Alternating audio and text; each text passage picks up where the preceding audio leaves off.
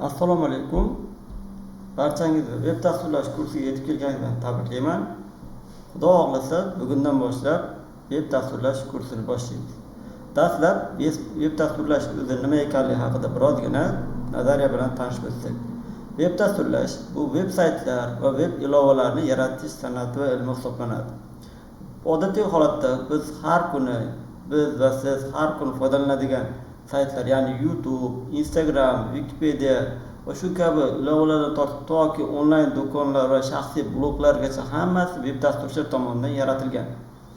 Bu veb dasturlash o'zi ikki turga bo'linadi, ya'ni ikki qismga bo'linadi. Front-end va back-end dasturchilarga bo'linadi. Dastlabki vaqtlarda, ya'ni veb dasturlash ilk paytlarida bunaqa bo'linish bo'lmagan. Yakka bir shaxs o'zi bemalol bir sayt qila olgan, lekin davr o'tib barcha yangi texnologiyalar chiqishi, rivojlanishni yanada yuqori pog'onaga chiqqandan keyin biz majbur bo'ldik ikki qismga bo'linishga, front-end va back-end dasturchilarga.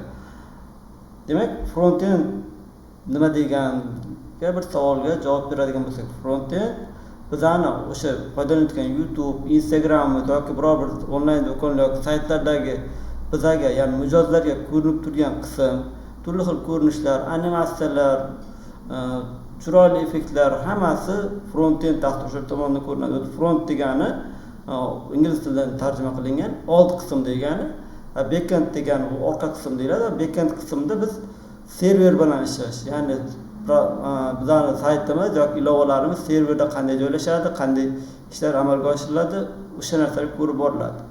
Biz dastlab front-end sifatida o'rganib boramiz.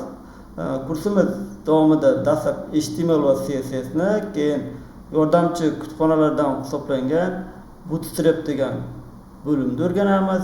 Undan so'ng haqiqiy dasturlashlar hisoblangan, bugungi kunda populyarniy bo'lgan, ya'ni mashhur bo'lgan va rivojlanishda eng yuqori pog'onasiga yetib borayotgan JavaScript dasturlash tilini o'rganamiz. Xudo xolasa inshaalloh.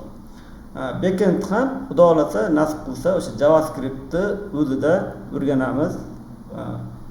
Kursimiz 1 yoki 1,5 yil davom etadi. Nasib qilsa inshaalloh 1 yoki 1,5 yildan keyin siz front-end yoki bo'lmasam backend dasturchisi yoki ikkalasini ham o'rgansangiz full stack dasturchi bo'lib kirishingiz mumkin. Bu kurs davomida biz o'zimizni meni kichik loyihalarimizni qilib boramiz va xudo xolasa kursimiz oxirida bir kattagina loyiha qilishga ham qaratamiz. Kursimiz 6 oy veb dasturlashni o'rganishga, 3 oy amaliyotga baxshida etiladi. Bundan tashqari o'zingizda ko'proq ishlasangiz, nasib qilsa 1,5 yil yoki 1 yil ichida siz bemalol yetuk bir front-end yoki back-end dasturchisi yoki bo'lmasam har ikkisidan ham xabar bo'lgan full stack dasturchisi hisoblanasiz. Demak, qaytadigan bo'lsak, veb dasturlash bu bizga veb saytlar va veb ilovalarni yaratuvchi qism hisoblanar ekan. Demak, bizlar veb dasturchi sifatida oladigan bo'lsak, bizlar veb saytlar va veb ilovalar qilamiz. Xo'p, bizga bu qanchalik muhim? Chunki biror narsani o'rganayotgan vaqtimizda uni muhimlik darajasini, kelajakda bizga asqotadimi yo'qmi, unga talab bormi yo'qmi, shu savollarga ham javob berib o'tsak yaxshiroq bo'ladi.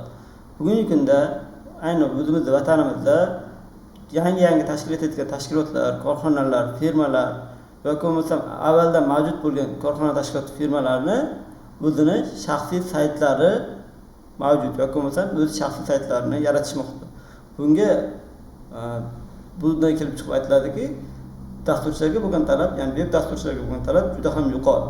Xalqaro miqyosda ham xuddi shunday. Bizning O'zbekistonda turib, dunyoning katta kompaniyalariga ishlayotgan dasturchilar ham bor. Qisqacha kirish darsimiz shundan iborat edi. Nasib qilsa keyingi darsni sekin amaliyotga boshlaymiz.